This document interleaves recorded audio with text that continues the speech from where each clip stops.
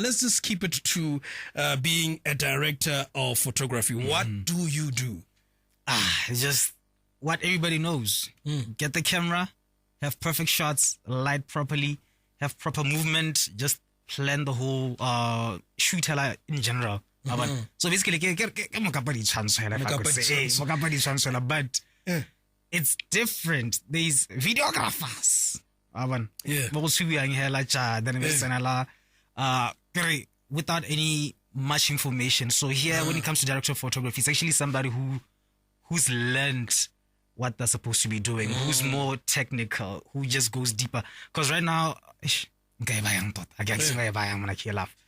okay, use me as an example, my man. I have, you see, two things that are taking in footage. All right. I set them up. Obviously, I'm going to check the focus and everything. Right. And then we start shooting. And I know of these two, how many minutes each gives me. And I know what I want. And I know the angles. You see, these are normally the angles that I always have. So, using me as an example. Okay. Hey, use me as an example. Okay, so I'd like to ask, are you on auto or manual? On just because you know, when I come here, I'm alone. I just put it on auto. On auto, focus. Yeah, this one is also locked focus on the phone. I know on top, like I get this. I just put it on auto because of the lighting situation. I don't have extra lights and everything. Yeah. You get the difference. So it's okay. Like normally, camera is supposed to be on manual so that you control how much light. There's something called ISO, right? ISO like about 12,500. And then when you preview the footage, you tell like there's a lot of grain on it. Then the shutter speed. So basically, you're supposed to understand all those numbers. If you do this, how does it affect the image? If I get less of this, maybe your shutter speed maybe equal as like maybe 1/20 or something, and then we just get this ghosting effect. Just because you're trying to allow more light in it. But if you're a director of photography, you know, okay, I shouldn't go way below 60 or way below 1/50 or something. I'm not sure if I'm doing it. No, look, I'm understanding what you're saying. Like I say, the idea is to let people understand, because you find that right now there's a person who's listening in who from time to time they hire people to go shoot for their company. And they probably have had a few situations where they're complaining about the final product or hey, this thing. Yeah, let's shoot hey, because there's also the editing part. But obviously, one thing that I know with footage is for you to save yourself a lot of stress, get it right from the camera. By the time how go software, you're not doing that much. Just tweaking then you're done. All right. So with your experience, with DOP and what, are we doing it right in Botswana? We'll get there. We'll get there. But okay, I'd like to talk about we don't have the right equipment for now. Because most of the time we always think if I have like a good camera, that's it. Yeah. But where the magic lies is within your lighting. Yes. Not just because like around here the highest lights we have the paneling and the LED right? But then if you can look at behind the scenes, like States and stuff, big movies, blockbusters, even those big lights, right? Yes. Like maybe the one that's like this window is as big as this window. Exactly that. So like they're called HMI lights. They can go up to like 300K, almost close to 1 million and stuff. So up until we're at a point where we could get the right lighting for specific things, and not just any light just works for anything. If you no. There should be like because it can be too much. It could be maybe like a location, like the whole location, backlight thing, there's a specifically for like fill light thing, stuff like that. In terms of that, we just all I can say is we're toothpick. Have you ever done that? So we're just using the wrong things for the wrong jobs. All right. Hold that thought. In conversation right here with Director of Photography, Benstar. Keep it locked. It's Gabs FM, power to engage your world. In conversation right here with Director of Photography, Benstar. And we're just talking about how, the equipment is what we probably are lacking. But wouldn't you say for some they've been able to be able to work around the equipment issue and still get good quality? Because for me, to tell you the truth, let me just be honest. For me, I always say to a person, I'll say, yeah, man, sometimes you can have the best camera, HD, whatever, times 3,000 and whatnot. But if you don't have the technique, I probably will get the best using this than you using, so I always say, when you look at our space here, we get to do more with less. So would you say that's the case?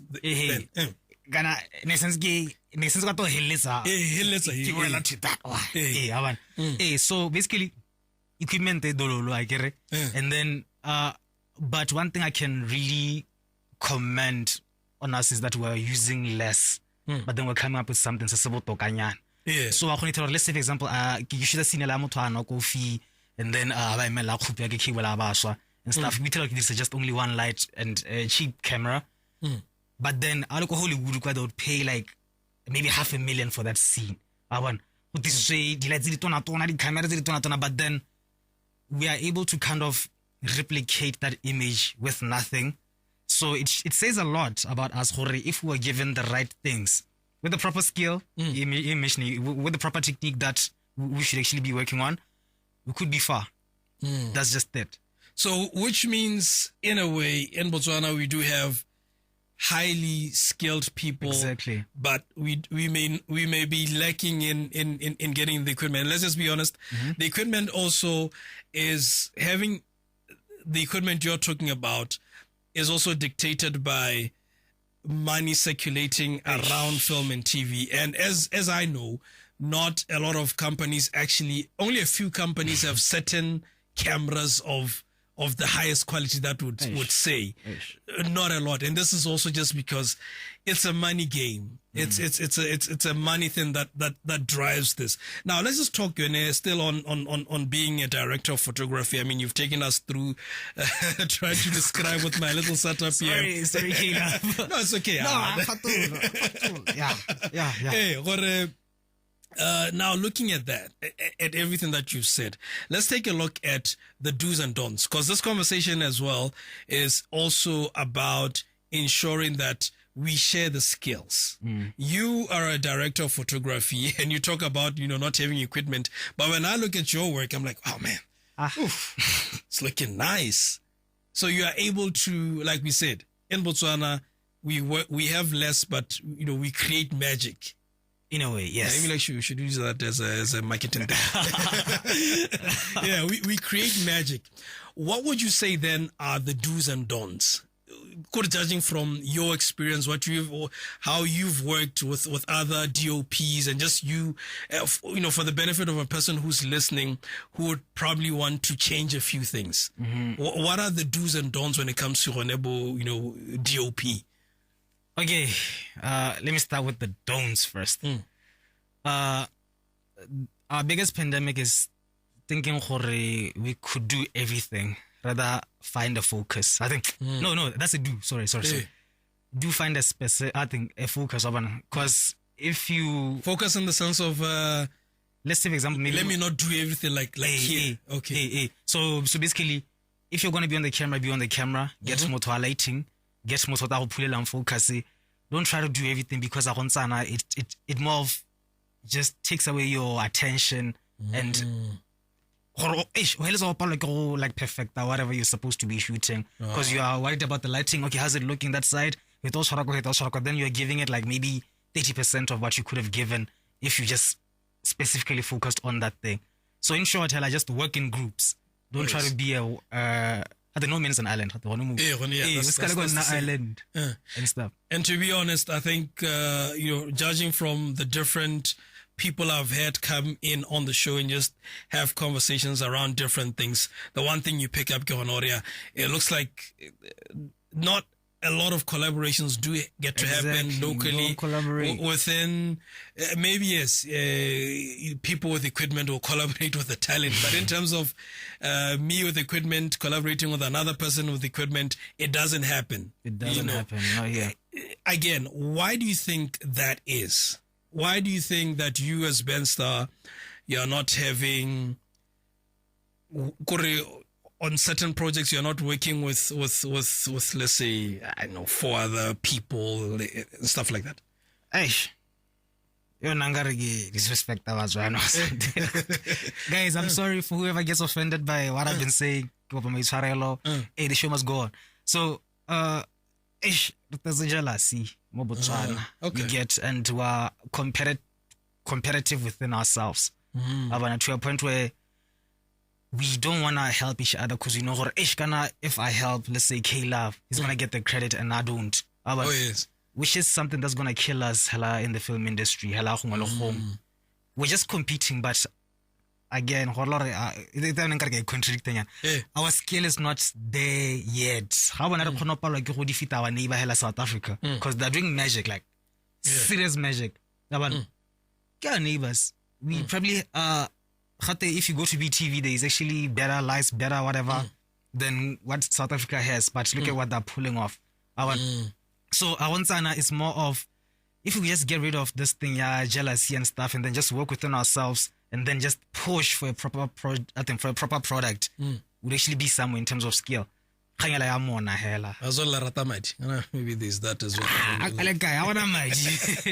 No, obviously some of these things are also brought in by, if I pull in a job and the job is half a meter, I'm like, when I call this guy, he's gonna demand this much as well. I think that's also is a problem in terms of, we don't necessarily have what you'd call, these are the basic standards of how much this person and a DOP would charge for a 5 minutes video or a 10-minute video, so I think that also contributes towards for the cheapest guy. All right, so yeah, interesting, man, interesting. We don't have that much equipment, but we pull off the magic. In terms of now, obviously in everything that you do, you have to keep your skills and whatnot. What then should a person do who is in this space in terms of not necessarily going to school, but in terms of just improving their skill? Do you go online? Do you call Benstar? What do I do if I want to just keep equal kids? So yeah, there are 2 ways you could do this around here. Apart from jealousy, you could just look for a mentor, right? Follow and see how he works, or how she works, see how that mentor works, and then just get tips from him. Okay, since when I shoot now, why are you choosing this technique instead of that one? Right?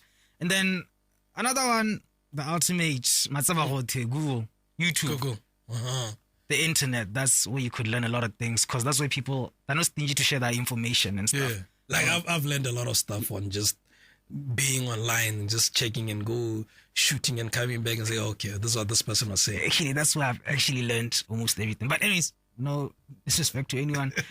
Yeah, that's my teacher. Google. YouTube. All right. Yeah. So, I mean, then the other option is, obviously, picking up a course and going to school to learn.